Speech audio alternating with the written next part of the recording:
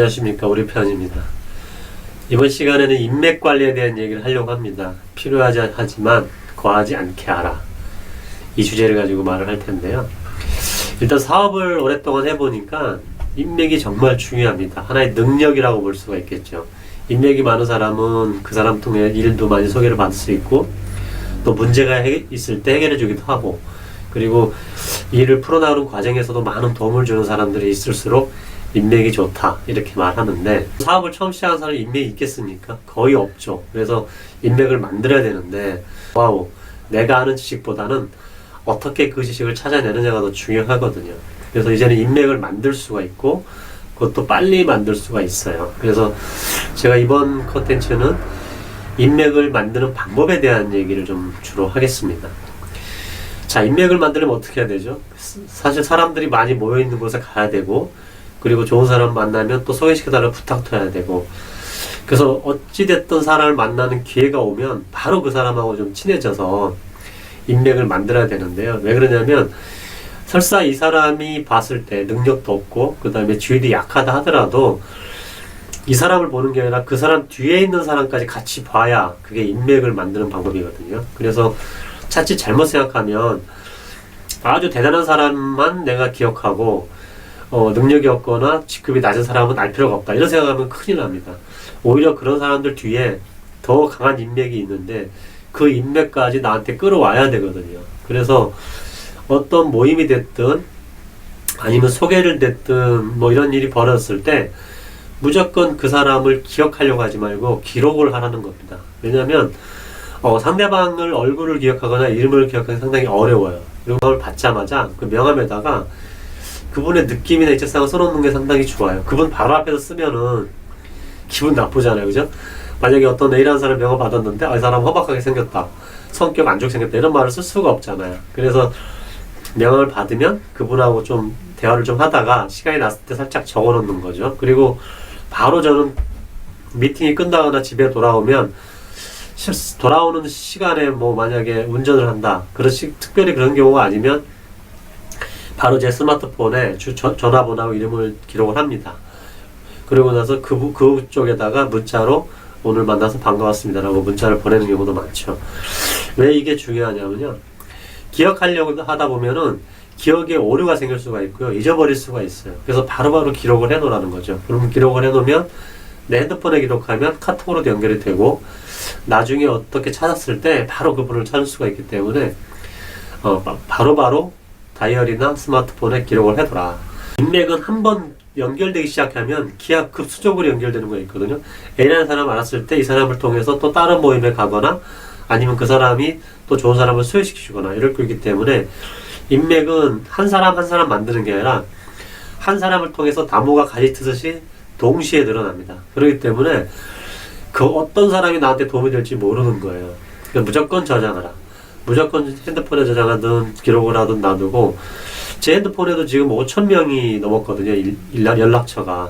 그래서 어떤 일을 하고 싶을 때 일단 핸드폰에 쳐보는 거, 이 사람이 있었나? 아니면 이런 직업을 가진 사람이 있었나 쳐보면 대부분 연결이 됩니다. 그러면 그 사람을 통해서 전화를 해서 다른 쪽으로 연결해달라고 하면 또 그분의 정보를 받을 수가 있게 되는 거죠.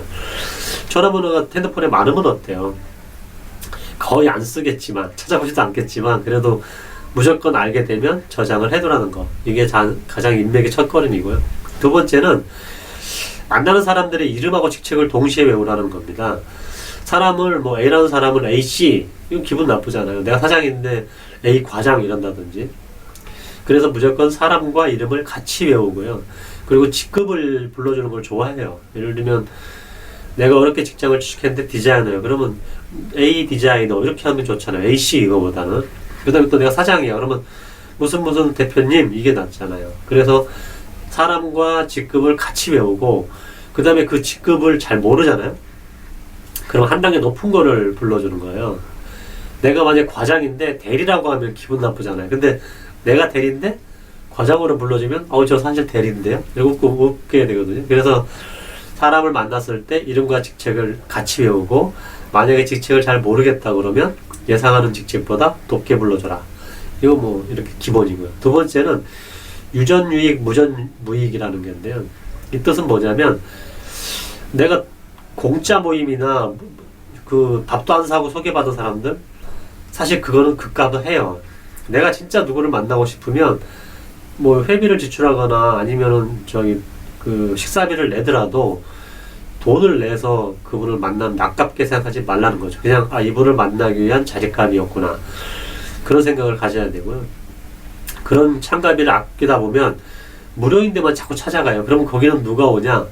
그런 사람만 오게 되는 거죠. 인맥 만드는데 돈 안 들이려고. 그렇게 하지 마세요. 일단은 누구를 소개받으면 이분을 소개받았다면 감사하다는 의미에서라도 내가 밥을 사고 커피를 살 생각을 해야 되고, 그분을 통해서 또 다른 인맥을 얻게 할 수 있는 기회가 생겼다, 이런 마음을 갖고 충분히 내 돈을 지불할 그럴 준비를 해야 됩니다. 그리고 애프터 약속을 먼저 하라. 그 모임을 끝나고 나면 사람들이 뭐 명함은 받았는데 쭈뼛쭈뼛하고 그냥 집에 가버려요. 절대 그러면 안 돼요.